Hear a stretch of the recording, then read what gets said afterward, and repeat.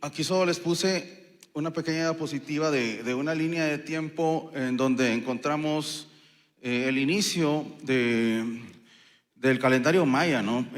Según la mitología del periodo clásico, lo que conocemos como la fecha era en el año 3114 antes de Cristo y bueno, los diferentes periodos, preclásico, clásico, posclásico de los que les hablé, y abajo vemos también una pequeña línea con números del 0 al 13 que también están representando en este caso los periodos de tiempo de la cuenta larga para los mayas, que creo que muchos de ustedes están familiarizados con ellos, que les llamamos Bactún, Catún, Tunguinaliquín. Bueno, en yucatecano en realidad son apodos.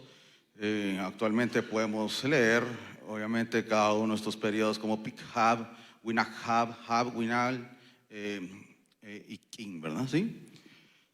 Con el avance de la epigrafía, pues hemos podido ir quitando esas ambigüedades mucho en estas cuestiones de calendario, ¿no? Que obviamente ustedes van a seguir encontrando dentro de la literatura este tipo de términos, porque también es un poco difícil pues cambiar todo esto que ha estado durante tantos años con los mismos nombres, ¿no? Sí, siguiente, por favor. Además, solo quería hacer una pequeña revisión de qué otras culturas alrededor del mundo en realidad han desarrollado un sistema de escritura propio sin necesidad de ser influenciadas por otra cultura, ¿no? Tenemos, por supuesto, el egipcio faraónico, creo que es de las escrituras más famosas, ¿sí? Muy temprana, hacia 3000 antes de Cristo, es la famosa placa de Narmer, que, bueno, como pueden ver, los temas son muy parecidos también en todas las escrituras del mundo, creo. Aquí vemos a un faraón, ¿verdad?, que está sometiendo a un cautivo, ¿sí? Los temas políticos obviamente eran los más representados en todo este tipo de monumentos, ¿sí? Siguiente, por favor. Tenemos también la escritura cuneiforme, ¿sí? Basada en estas tablillas de cerámica, ¿no?, en donde se hacían ese tipo de signos para representar la escritura. Siguiente. La escritura del Valle del Indo, la cultura Jarapa. Tenemos muchas de estas tablillas también en cerámica que servían como etiquetas para contabilizar contenidos de costales, por ejemplo, ¿sí? En este costal habían tantos pescados, ¿verdad? ¿Sí? Para ese tipo de cuestiones se utilizaba en ese tiempo. Siguiente. Y en esta cultura, ¿no? La escritura china, también de las más antiguas. Tenemos ejemplos muy tempranos de estas caparazones de tortuga con inscripciones que utilizaban con cuestiones más como cuestiones de oráculos para pronósticos y este tipo de cosas, ¿sí? Siguiente. Y tal vez la escritura de la isla de Pascua, ¿verdad? La escritura Rongo Rongo, que está plasmada en estas tablillas de madera, de las cuales pues ya no queda ninguna en la isla de Pascua, ¿verdad? Todas están en Inglaterra. Creo que hay una, ¿sí? La única que sobrevivió. Y que también plasman tal vez genealogías y algún tipo de flora y fauna del área, aunque la escritura Rongo Rongo no está descifrada, ¿sí?, en su totalidad. Sí, han habido algunos intentos últimamente, pero hay que decir que no está completamente descifrada. Siguiente.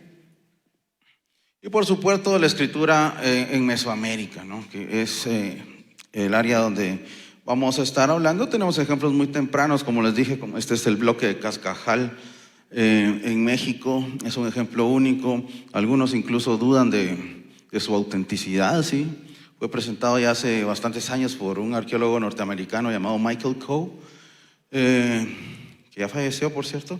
Del otro lado tenemos una escritura, la escultura, ¿qué estará? Es esta, creo que es la Estela 3 de San José Mogote, no estoy seguro, pero vemos que ya tiene algunos ejemplos muy tempranos de escritura relacionados también con este personaje que aparece sacrificado, ¿no?, con el corazón, bueno, le sacaron el corazón al personaje que está muerto, ¿sí? Siguiente.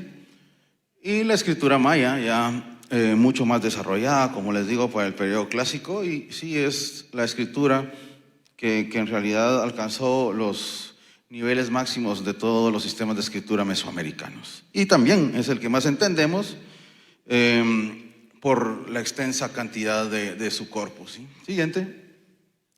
Para entrar un poco de historia, tenemos que hablar de este personaje, Yuri Valentinovich Knorosov, ¿sí? Un lingüista ucraniano, en realidad, en ese tiempo, la Unión Soviética, o Rusia, ¿verdad? Quien fue el que dio los primeros pasos para el desciframiento de la escritura jeroglífica maya, utilizando el alfabeto de Landa, que aparece en la siguiente, por favor. ¿Sí? Este mal llamado alfabeto de Landa, así que es un pequeño texto, ¿no? En donde Diego de Landa, que fue obispo de Yucatán, ¿sí? Durante el tiempo de la conquista, escribió este tratado que se llama La relación de las cosas de Yucatán en su defensa, ¿no? Porque él estaba siendo juzgado por crímenes a la humanidad prácticamente, ¿no? Y en su defensa él escribió este tratado que habla de toda la cultura de los habitantes de Yucatán en ese tiempo, ¿no? Y en uno de esos capítulos escribe algo sobre su escritura y su calendario, y bueno, puso algunos signos jeroglíficos con su contraparte en el alfabeto, ¿no? Obviamente sabemos que el sistema de escritura maya no es alfabético, sino que es diferente, y por eso fue que se costó tanto tal vez entender que esta podía ser la clave del desciframiento, lo que sí entendió Yuri Knorosov, al darse cuenta que estos signos en realidad representaban sonidos o sílabas, ¿sí? Siguiente. Bueno, y Yuri Knorosov en realidad se basó en sistemas de desciframiento conocidos en otros sistemas de escrituras antiguos, como JJ Barthelmy, ¿sí? quien descifró la escritura de Palmira, ¿verdad? O Champollion, ¿verdad? Que descifró la escritura jeroglífica egipcia en base a diferentes premisas, que en realidad son: uno, tener un biescrito, eso es primordial para cualquier desciframiento de escritura antigua, y también conocer más o menos un idioma certero, así como un corpus extenso de inscripciones. Como les digo, si tenemos solo un ejemplo, es muy difícil que se logre un desciframiento sólido, ¿verdad? Siguiente, por favor. Otra. Sí. Y bueno, también estos trabajos se basaron mucho en lo que conocemos como teoría de la escritura o gramatología, ¿sí? Que utiliza estos tres principios básicos que como les dije, pues son un repertorio de signos, los recursos escriturarios y las reglas de composición. Bien, aplicando toda esta metodología fue que Yuri Knorosov en realidad se dio cuenta de que el sistema de escritura maya era un sistema de escritura mixto, prácticamente logosilábico, en donde tenemos básicamente dos tipos de signos: logogramas, que son signos que representan una palabra por ellos mismos, ¿sí? Y también tenemos silabogramas, que únicamente son combinaciones consonante-vocal que producen un sonido, ¿no? Y que obviamente al combinarse también forman palabras, ¿sí? Siguiente. Bien, para entrar ya un poco en el tema principal, pues siempre me gusta proporcionar alguna definición de lo que conocemos como escritura. Les puse acá que son sistemas o tecnologías de comunicación cuya particularidad es que registran el lenguaje verbal o fragmentos de él mediante signos gráficos permanentes, visibles y convencionales, ¿sí? Creo que es una definición que engloba las características básicas, ¿verdad? que necesitamos para establecer que en realidad este es un sistema de escritura, ¿no? Siguiente. Como platicó la ponente anterior, sabemos que todos los idiomas mayas se desprenden de un maya común o proto-maya. Aquí tenemos la tabla de desarrollo lingüístico de todos los idiomas mayas, pero sabemos que el idioma de las inscripciones deriva directamente de el chorti y el cholti, ¿sí? Y siguiente, y actualmente, la siguiente, por favor. Y actualmente, pues, lo llamamos como Cholti clásico o únicamente maya jeroglífico, ¿sí? Esos son los dos nombres, ¿verdad? Que los mayistas y los lingüistas le han colocado al idioma propio de las inscripciones jeroglíficas, ¿sí? Bueno, aquí les puse que si alguien les pregunta, ¿no? ¿Y cuál es el idioma de las inscripciones mayas, verdad? Pues es un idioma de prestigio con filiación lingüística cholana oriental, muy afín a los idiomas chorti, actualmente hablado en la región de Camotán y Copán, y cholti, idioma extinto a finales del siglo XVI y que conocemos también como lacandón histórico, ¿sí? Sí, pero le llamamos ahora cholti clásico o maya jeroglífico. Siguiente.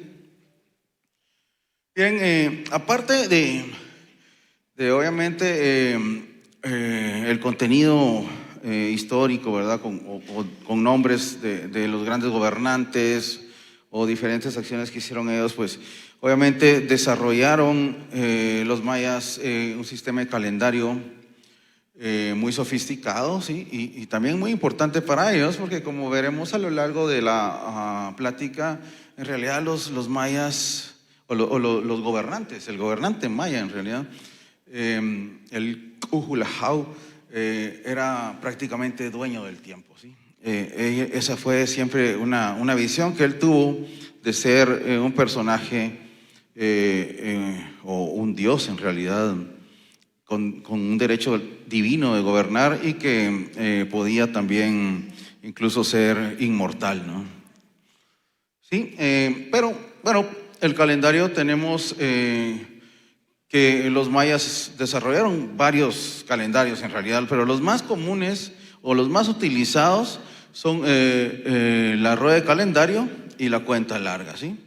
O sea, la rueda de calendario que involucra estos dos calendarios, el Tzolk'in y el Hab, donde el Tzolk'in es un calendario agrícola de 260 días y el Hab es el calendario solar, ¿verdad? De 365 días, ¿sí? Y estos se combinaban obviamente con la cuenta larga, que es un sistema de escritura lineal. Por favor, la siguiente.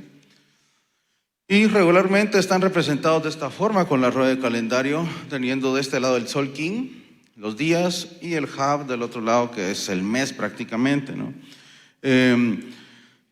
Algo muy particular es que sí tenemos este tipo de marcadores semánticos, ¿verdad? Como el cartucho que ustedes ven alrededor del signo principal que está ahí, que nos está diciendo que es un contexto calendárico, porque el signo que está en medio se puede leer de diferentes formas, pero si está en este cartucho sabemos 100% de que se trata de una fecha, ¿verdad? Sí, entonces esta rueda de calendario es la que mezcla el Tzolk'in y el Hab para darnos la fecha en maya. Ahora sí, la siguiente, por favor. Y también cada uno de estos días del Tzolk'in y meses del Hab, pues estaban siempre combinados con numerales, por supuesto, porque son fechas, pero también a veces aparece este signo que es el ideograma Chum. Pueden ver que es un torso, es una persona sentada, ¿no? Como en posición de loto. Tiene un complemento fonético infijo que es la sílaba mu. Se lee Chum y significa sentarse, y muchas veces lo utilizaban también en el Hab para decir este es el asiento del mes o el primer día del mes era Chum, ¿sí? Siguiente, por favor. La cuenta larga, pues es un sistema de datación lineal con este punto de origen mitológico que hemos fechado en la fecha 13 de agosto del año 3114, 13 o 14, no sé. Hay diferentes, ¿cómo se dice? Diferentes propuestas, ¿no? de correlación entre el calendario maya y el gregoriano, ¿verdad? Que es el que usamos, y algunos ponen 13 de agosto, otros 14 de agosto, dependiendo justamente de qué correlación utilicen. La más aceptada tal vez es esta del 13 de agosto, ¿no? ¿Sí? Pero en fecha maya es representada con los números 130000 48 Kumku, ¿sí? En donde bueno, esto es pura convención que usamos los epigrafistas, ¿no? En donde cada uno de estos números separados por puntos representan uno de los periodos de la cuenta larga, los que les hablé de Bactún, Catún, Tunguinal y King, ¿sí? En este caso serían 13 Bactunes, 0 Catunes, 0 Guinales, perdón, 0 Jab, ¿sí? O Tunes, ¿verdad? 0 Guinales y 0 Quines, ¿sí? Teniendo después el Sol King, 4 Jau y el Jab, 8 Cumcu, ¿sí? Siguiente, porfa. Bien, y tenemos esta fecha representada en varios contextos. En realidad aquí yo solo les quise poner este pequeño vaso que conocemos como el vaso de los 7 dioses. Existen 3 de estos vasos muy particulares, son del área de Naranjo, al noreste de Petén, ¿sí?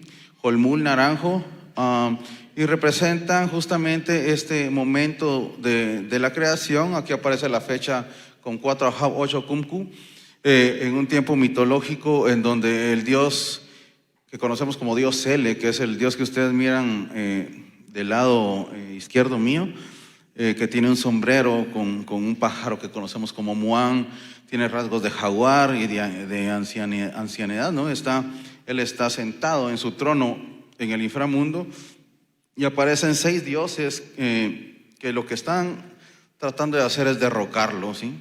Ellos quieren derrocar al Señor del inframundo para dar inicio tal vez a una nueva era, ¿sí? Siempre hay que hacer la aclaración de que para el periodo clásico los mayas no creían que se iba a destruir el universo o algo así, sino que cada cierto tiempo un dios o una deidad tenía que reordenar la materia prima del universo para volver a tener todo en orden, ¿sí?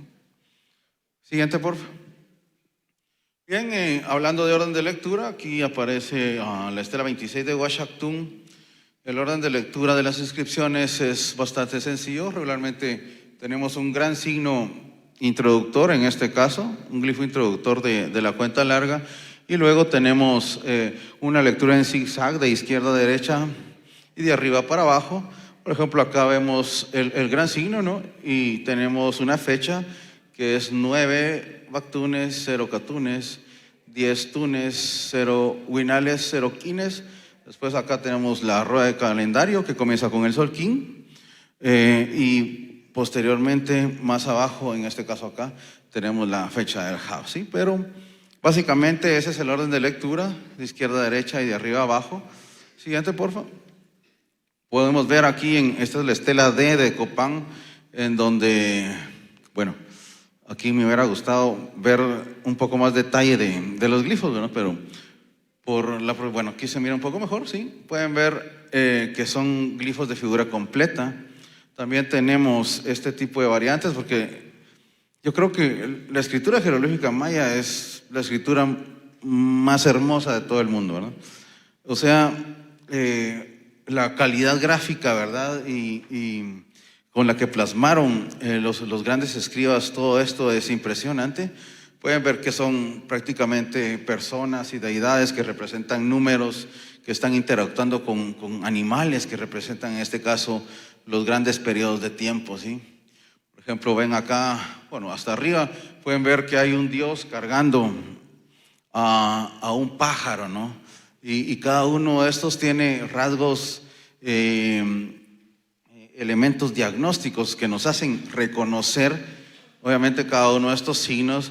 Como por ejemplo, este dios que está cargando al personaje tiene la piel de jaguar en la barbilla, por lo que sabemos que representa un número 9, o el pájaro que está cargando tiene una mano en la mandíbula, que es un diagnóstico para el periodo de los Pikhab o de los Bactunes, ¿sí? Y entonces cada uno de estos elementos diagnósticos sí fue minuciosamente representado para poder reconocer cada uno de estos signos, ¿sí? Siguiente, por favor.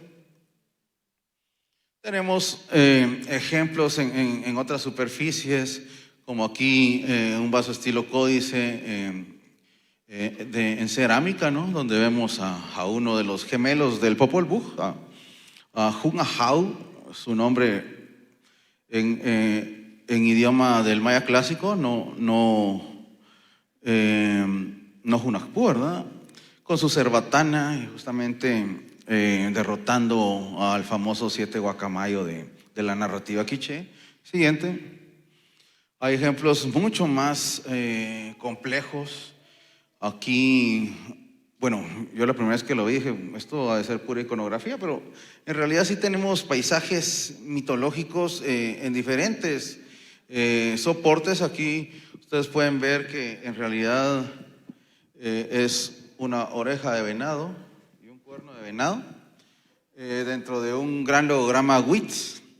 Aquí dice prácticamente Chief Wits o el Cerro de los Venados, ¿sí? Haciendo referencia a un topónimo seguramente del área. Siguiente. Otros ejemplos mucho más coloridos también en cerámica, como este famoso vaso de Buenavista, un sitio en Petén, en donde vemos escenas del dios del maíz, en este caso danzando con grandes,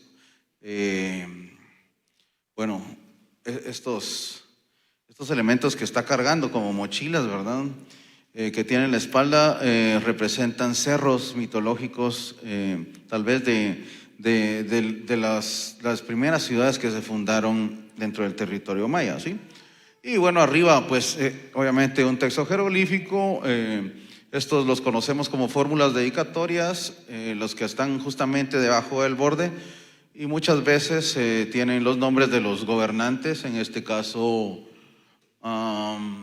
tenemos vamos a ver dónde está, ¿sí? Bueno, Cactiliu Chanchak, Ujul Sahalahau, es uno de los reyes de Naranjo, y también a veces nos dice que era lo que contenía la vasija. En este caso dice Yukib, su vaso, Tai Shimtel, cacao, ¿sí? Su vaso para beber cacao con Ishimtel. A veces hay que decir que hay cosas que no podemos traducir, porque Ishimtel, ¿qué es, verdad? Alguien, bueno, aquí tenemos varios idiomas mayas, ¿verdad? ¿Alguien puede traducir Ishimtel? ¿Cómo?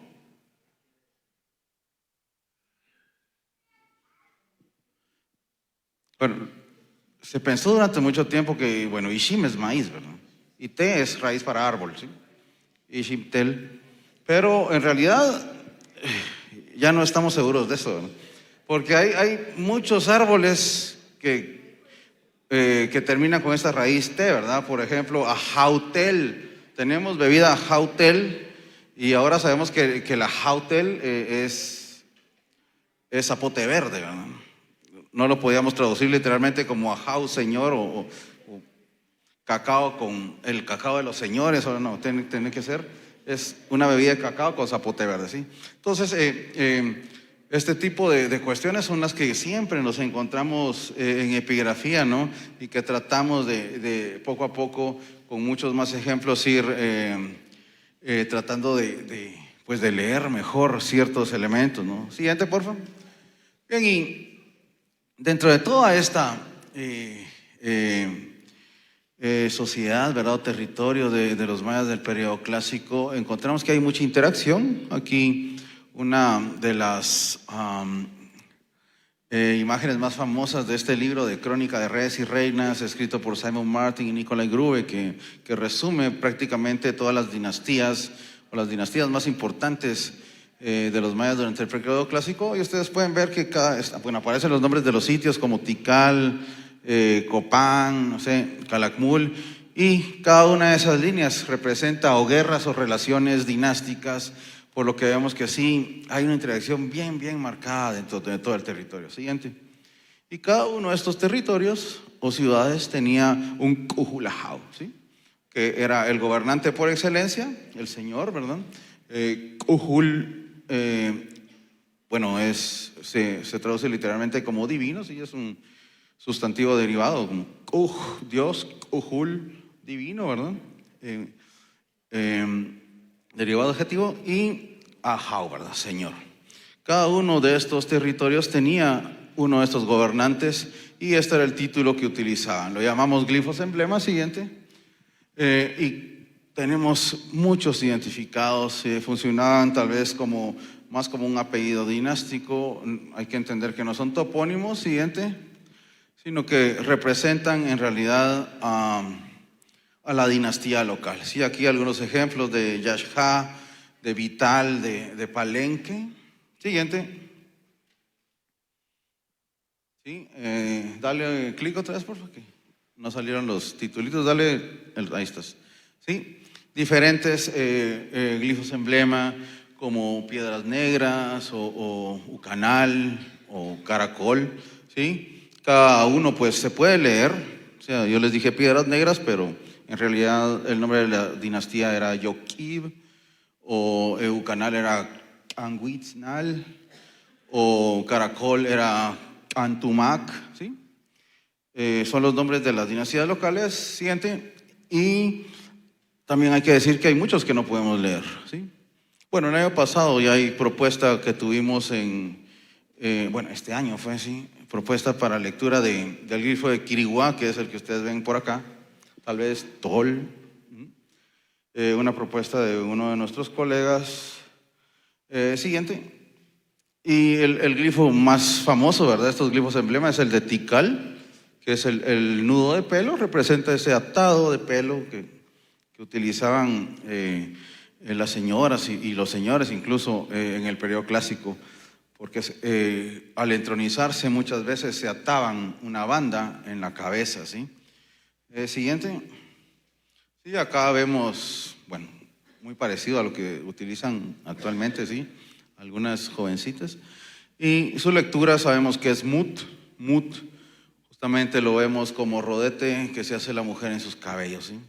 Esa es la raíz que tenemos para mut, y por diferentes sustituciones que se han encontrado en otros sitios, ahora estamos seguros que se lee mut. Una lectura que propuso David Stewart, tal vez, a mediados de los 80 ha de haber sido, pero que se comprobó hace poco también por David Stewart, un gran epigrafista de la Universidad de Texas, con otros ejemplos que se encontraron actualmente, ¿sí? Entonces, eso es lo interesante.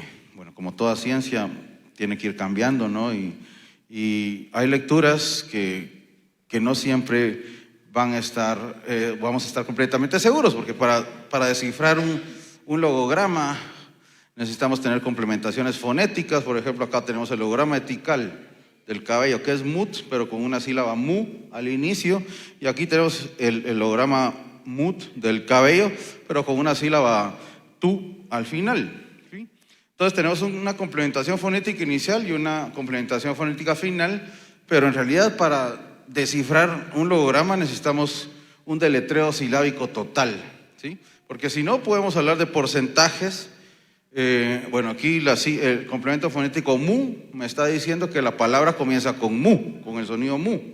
Y aquí el complemento fonético final, tu, nos está diciendo que la palabra termina en t, ¿sí? Y que tal vez la vocal anterior es u, si hay armonía vocálica, si no, no, ¿sí? Pero no tenemos un deletreo silábico, sería que aparecía mu, tu, justamente, solo las dos sílabas, sin necesidad de tener un logograma, ¿verdad? Así, por ejemplo, la palabra Bahlam, ¿verdad? Para jaguar, puede ser la cabeza de un jaguar, pero podemos tener un complemento fonético ba al inicio o un complemento fonético final ma, pero para tener un deletreo fonético total tendríamos que tener solo las tres sílabas ba, la, ma para formar la palabra Bahlam, ¿verdad? ¿Sí? Y entonces a veces hablamos de, ya podemos leer este logograma y se lee hasta cierto punto bien, pero sí hay porcentajes de desciframiento que debemos tener en cuenta, ¿sí? Siguiente. Sí, aquí desglosado el glifo emblema de Tikal, con su prefijo el logograma Kuj, el logograma Mut de Tikal y Ahau, ¿sí?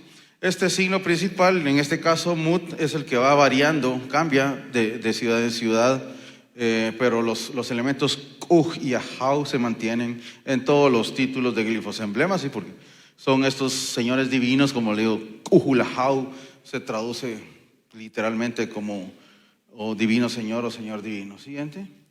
Y así es como aparecen estos grandes Kuhul Ahau representados en la cerámica. Ven aquí el gobernante se está viendo en un espejo que está sosteniendo uno de sus sirvientes, aquí otro sirviente que le está pasando tal vez algún tocado o algún elemento de poder, pero ellos están viendo hacia el otro lado porque ellos no son dignos de verlo directamente de frente, porque él es la representación de Dios prácticamente, o la encarnación de un Dios en la tierra, ¿sí?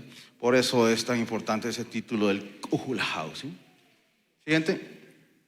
Bien, aparte de estos glifos emblema, también tenemos toponimias, que como les digo, no hay que confundirlos. Los topónimos, pues sí son los nombres de lugares. Por ejemplo, la dinastía de Palenque, la podemos leer como Baquel, pero en realidad la ciudad es la Camjá, ¿sí? Son cosas diferentes entonces los glifos emblema que los topónimos. Siguiente. También tenemos títulos de origen que son mencionados muchas veces en las inscripciones. Por ejemplo, Ahmasham, sabemos que Masham es el topónimo de Naranjo, un sitio en el noreste de Petén, de donde venía el vaso de Buenavista, el Cayo, ¿no? Pero en este formato está con un adjetivo que nos está diciendo que es la gente o la persona de este lugar, ¿sí? Entonces estos títulos de origen muchas veces marcan de dónde vienen estos personajes que no necesariamente son locales. Siguiente. Por ejemplo, aquí en la estela 3 de Piedras Negras se narra la historia de que una mujer de un sitio que conocemos como la Florida o Naamán en el periodo clásico se llega a casar con el rey o el gobernante de Piedras Negras, con el Kuhulahau. Y ella tiene su título de origen como Ish Naman Ahau, o la señora de la Florida, que llega a Piedras Negras. Pero cuando nace la hija de el gobernante local con ella, obviamente la hija ya no es Ish Naman Ahau, sino que es Ish King Ahau. ¿Por qué? Porque King es el título de origen de los señores de Piedras Negras. Siguiente. Sí, bien, también quería mencionar un poco a Tatiana Proskuriakova, ya que esta señora fue la primera en identificar cuestiones históricas dentro de los textos jeroglíficos, ¿sí? Pasó mucho tiempo en realidad en donde los grandes maístas de la época pensaban, ¿no?, que todo es cuestiones de calendario, este tipo de cosas, pero no, en realidad representan la vida de los reyes. Siguiente. Ella se dio cuenta, se dio cuenta que sí habían ciertos elementos que podían identificarse como cuestiones históricas. Dale el otro. Se dio cuenta que cada 5 años en Piedras Negras se erigía una estela, ¿no? Siguiente. Y también se dio cuenta que muchas de esas estelas lo que representaban eran personajes en un nicho, ¿sí? En un nicho, pero muchos de ellos tenían esta estructura o estaban sentados en una estructura de madera, muchas veces con sus tronos de piel de jaguar, pero también tenían huellas de pies que están subiendo, ¿verdad? Eso fue una de las premisas que ella dijo. Bueno, eso es un elemento iconográfico que nos está diciendo que él está ascendiendo como rey o se está entronizando. Siguiente. Y justamente ella logró identificar, sin poder leer los jeroglíficos, 2 de los logogramas más utilizados en la escritura jeroglífica. Uno es el glifo Sig o Si, que significa nacer, que es este, ¿verdad? Y el otro que es uno de los glifos de entronización, que es el holograma Joy, para debutar o inaugurar. ¿Sí? Siguiente. Como les digo, ella sin poder leer estos signos se dio cuenta de que eran signos que aparecían siempre de primero en todas las inscripciones. Entonces ella dijo, bueno, esta